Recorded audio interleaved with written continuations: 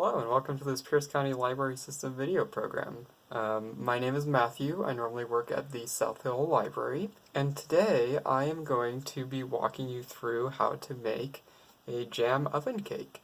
To start with, we're going to go ahead and go through the ingredients and then we'll get to the recipe, alright? You're going to want to get 1.5 cups of just multi-purpose flour, just normal flour.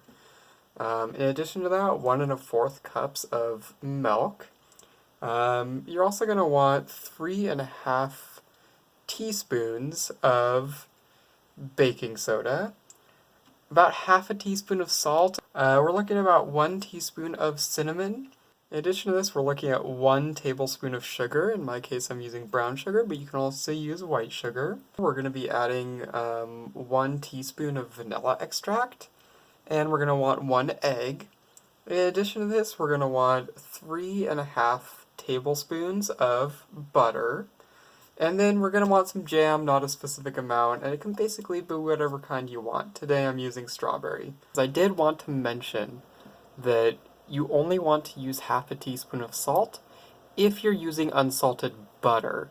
If you're using salted butter, you probably only want to use either 1/4 or maybe even like 1/8 of a teaspoon of salt. We're going to go ahead and take in a fairly large mixing bowl that 1.5 cups of flour. We're going to add in the 1 teaspoon worth of cinnamon, the 1 tablespoon worth of sugar, the half a teaspoon of salt, and the 3.5 teaspoons worth of baking soda. And we're really quickly just going to get that all mixed together so it's nice and evenly distributed. Okay, so now that we have our dry ingredients mixed together, we're going to go ahead and mix our wet ingredients. And our first step is actually to take that butter, and we're going to go ahead and melt that butter down. So I'm going to step away real quick. Okay, and so I went ahead and I melted that butter. It took about 20 seconds in the microwave, so not very long at all. And we're going to go ahead and take that melted butter and combine it into our milk. We're going to go ahead and do the same thing for that 1 teaspoon worth of vanilla extract. And then we're going to take our egg and we're going to crack it into the mixture. And now we're basically going to take all of that and we're going to whisk it together quite well. Okay, and now that I have combined the ingredients, we're going to want to go ahead and let it sit for a few minutes because we want it to get up to room temperature.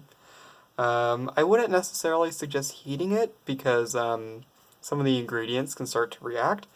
Okay, so I have given my wet mixture a few minutes to warm up, so it is close to room temperature now. It's not exactly room temperature, but it's close. The big thing is just that it's not like cold compared with the temperature of the dry mix.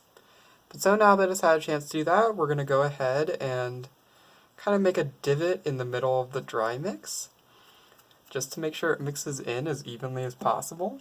We're going to go ahead and take that wet mix and start to pour it in. And once we pour it in, we are going to go ahead and start whisking it all together. And you don't want to completely get everything mixed. You basically want to mix the flour and the wet ingredients until it's basically all wet, but there's still chunks of dry flour, or like chunks of flour floating in the mixture. And so you basically don't want it completely liquefied, but you do want it most of the way there. And so I'm going to go ahead and mix for a couple of minutes. Okay, so you can see the mix. I've sort of mixed it until there's still some lumps, but it's mostly combined. And once we do that, we're going to go ahead and take some butter. If you're feeling brave, you can just use your hand like me. Otherwise, it's perfectly alright to use a spoon and a brush. But we're going to take a 9-inch pan and basically go ahead and butter that up. At the same time, you can start preheating the oven to 350 degrees.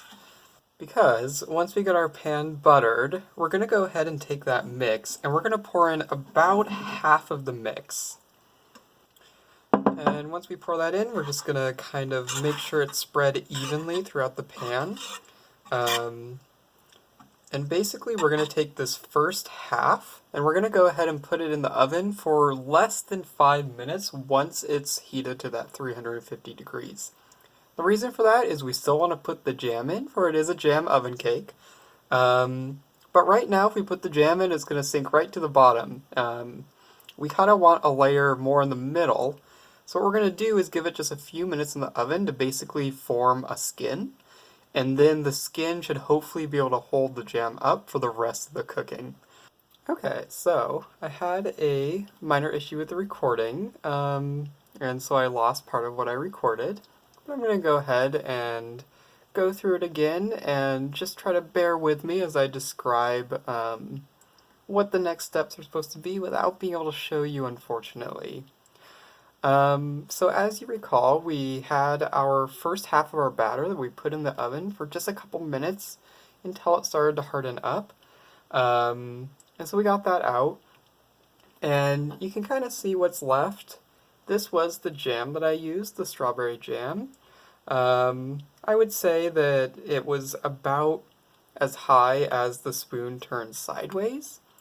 The amount of jam you use is kind of up to you. It depends how sweet you want the cake to be and how much filling you want it to have.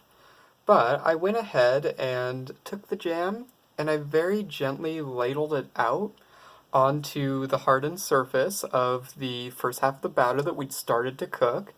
Very gently, because it was still possible for the jam to break through and sink to the bottom, which is not what we want.